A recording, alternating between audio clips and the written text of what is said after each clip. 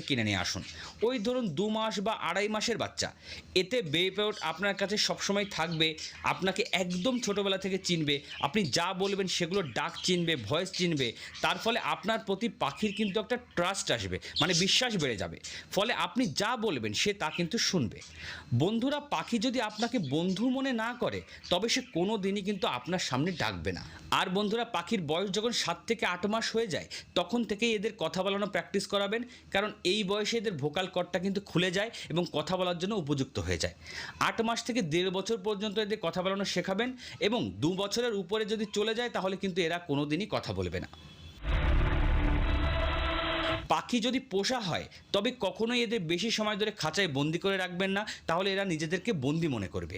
চেষ্টা করবেন খাঁচা থেকে বের করে ঘাড়ে, কাঁধে আপনার কাছে সবসময় রাখার। এতে এরা আপনাকে সবসময় দেখবে, আপনি কি করছেন সেগুলো দেখবে। ফলে আপনি যা বলবেন